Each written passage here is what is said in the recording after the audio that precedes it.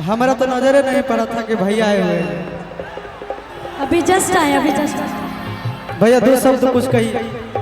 मगही के सबसे बड़का सुपरस्टार आशीष यादव जी आप सबके बीच में आए हैं और खास करके हमारा जिला में आयल बड़े। अरे की सब जिला खाली भोकेला हमार जिला यार ठोकेला। बाकी आशीष जी गाएंगे, हम कुछ देर बाद आएंगे। ए जानू तू करदा उड़ैले रे यूपी बिहार लैले रे कि और चर्चा में तोरे नाम रहतो रे कि मार्केट में तोरे डिमांड रहतो रे आ ब्रांड हर मजनुआ ब्रांड रहतो रे।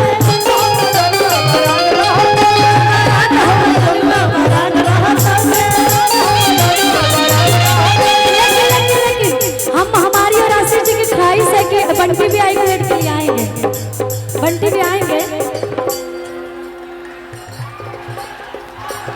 और ये हमारे बंटी भैया को जोरदार ताली बजाइए बंटी भैया के लिए, जोरदार ताली।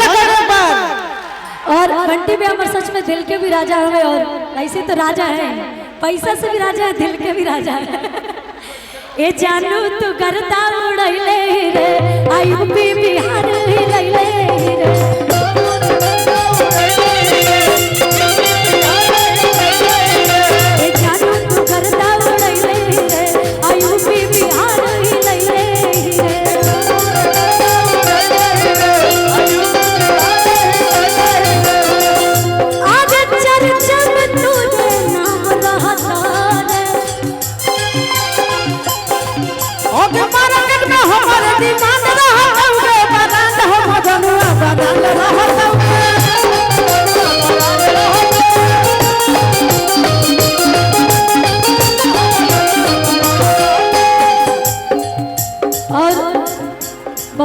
पंकज भैया कहाँ गए? पंकज बिहारी भैया, शशि भैया की तरफ से पंकज भैया कहाँ हैं?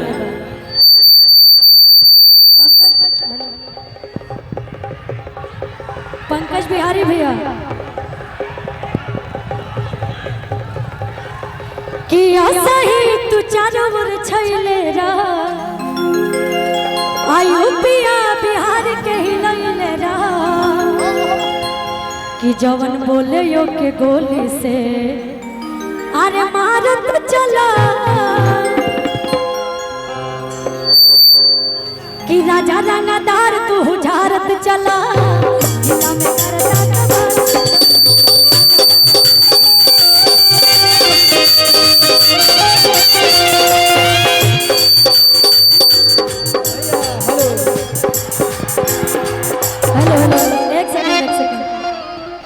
हमारा तो नजर ही नहीं पड़ा था कि भैया आए हुए हैं।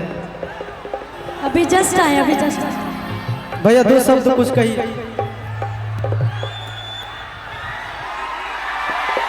हेलो मंच पर विद्यमान टुनटुन यादव जी के छोटे भाई और भोजपुरी के रेसिंग स्टार, दुनिया जिसे टुनटुन यादव के नाम से जानती है, अपने छोटे भाई आशीष जी के साथ मौजूद हैं।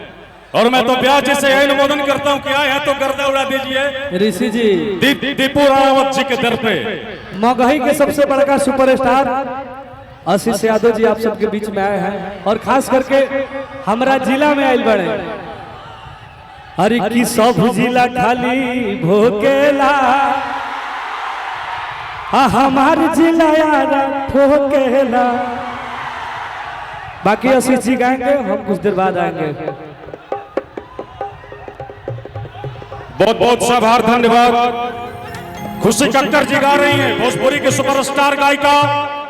ऐसे बीच दिलकश एंट्री आशीष जी की हुई, टुनटुन जी पधारे, सभी का शानदार स्वागत दीपू रावत जी के दर पे, क्योंकि वो दौर न रहा, जमाना बदल गया, प्यार करने वाला बेवफा निकल गया। आज कौन समझाए जमाने में अब किसे, अब तो ऊपर वाला खुदा भी जालिम बन गया। जिले के छोटे छोटे भाई और नौजवान साथियों का हार्दिक स्वागत है।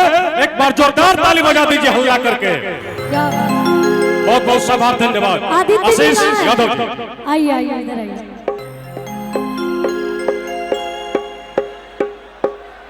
एक बार जोरदार ताली बजाइए आदित्य जी के लिए। कि बात से तहरिया वक़्त पता चलता कि सोझा हमार बाकी दाल ना ये गलता कि केहू कैले ना होई जान वैसन काम कदे हा।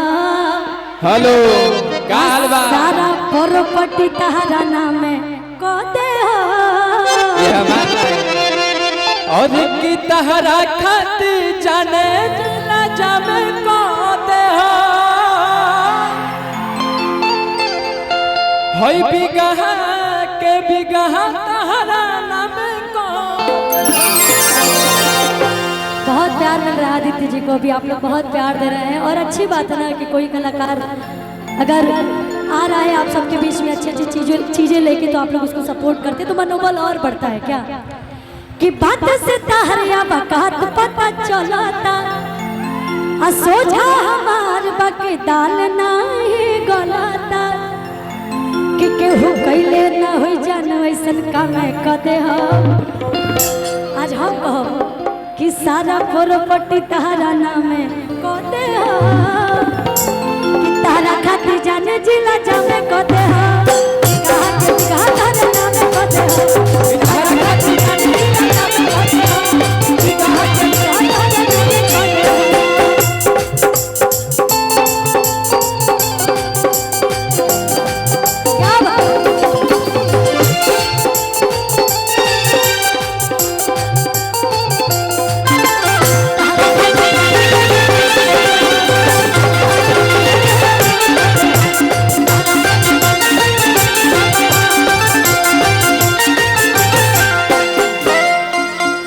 कलाकार हैं तो चाहेंगे थोड़ा सा दो लाइन सुना दे सभी में से जो आप सबकी फरमाइश से नहीं भैया कि कान्हा बोले के नहीं फलवा चले चिता के चलावा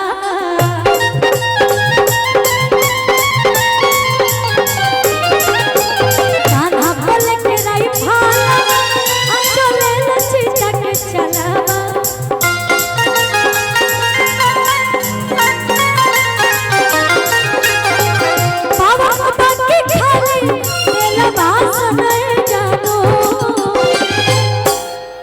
लेकिन ऐसा जितना अतिथिगण बानी हमारे अरुण चाचा जी बानी चाहे दीपू भैया बानी परिवार के जितना भी लोग लोग खातिर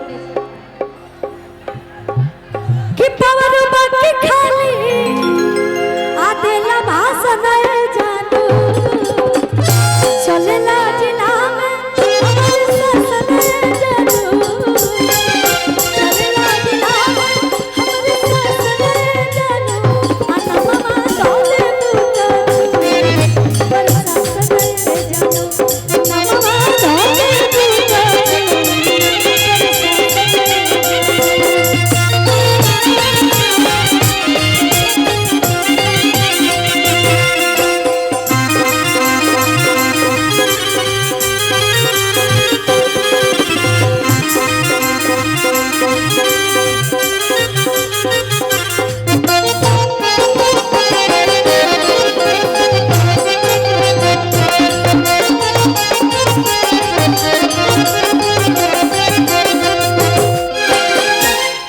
अच्छा वे रोक ले बहुत सारा गीत आइल बा लेकिन वही में से एगो गीत कि सुघर शरीर के सजावट बला आ देखी शरीर के बनावट बला वाला प्यार बाटे सोरयना राती भनाई के मिलावट बला कि देखला पा आगे गजबे मजा मिल ले जा कि हो अकोमर प करिया सड़िया की ले जा अकोमर प करिया सड़िया की ले जा अकोमर प करिया सड़िया की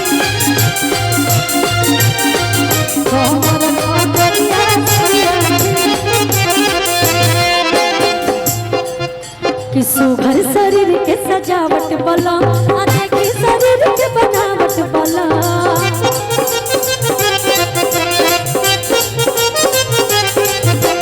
रवाला प्यार बाटे सोरायना आ राती बनाई के मिलावट बोला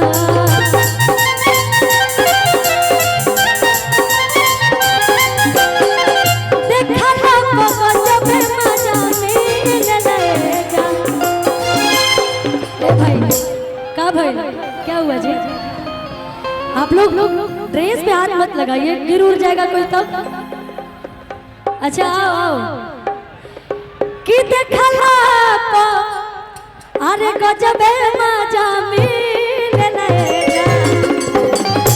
यो रंगदार भइल बड़ी सा विशाल गगन सर के आगमन भइल बा सर के बार-बार प्रणाम बा कहत नहीं यो रंगदार भइल बड़ी सा आजकल कि कमर पकड़िया सड़िया गिर ले जा कमर पकड़िया सड़िया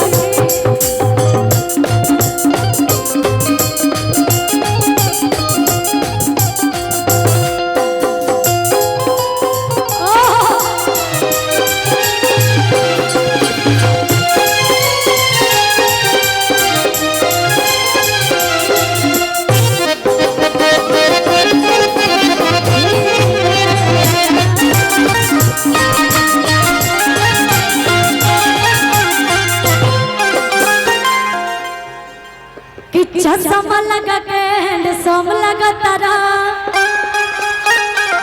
आ साउथ वाला हीरो से न कम लगा तारा कहना खाती कि तहरे के दिल हम देह पे करे जत तो बम तहरे के दिल हम देह पे करे जत तो बम लगा तारा बहुत सारा प्यार कि तारे के दिल हम देह पे करे जब तो बम लगा तारा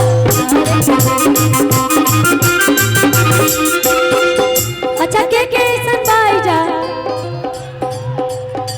जितना पे भी भाई हमारे लोग आइल बड़े आधे से अधिक तो कुंवारे लगा तड़े लोग एगो गीत हमेशा मंच में हम गाइले कि बिना पिए अरे नासा चढ़े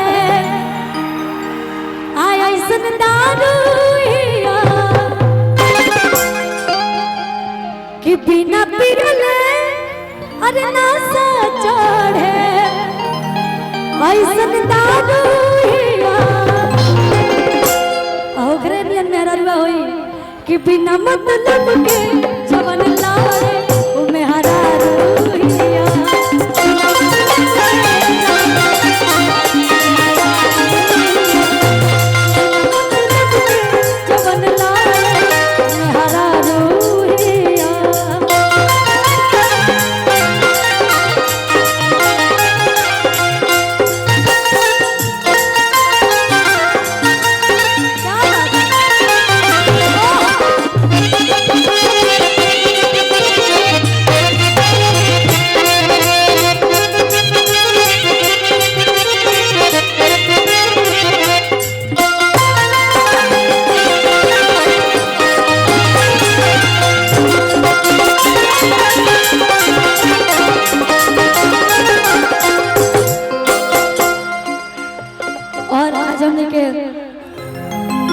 सभी उपस्थित भुवनेश्वर आदरणीय श्री भुवनेश्वर चाचा जी के दादाजी के पुण्यतिथि में और भगवान करस की हमारे अरुण चाचा जी जिस बेटा हर घर में जन्म ले इतना अच्छा इंसान वो पिता भी बहुत खुश नसीब हुई है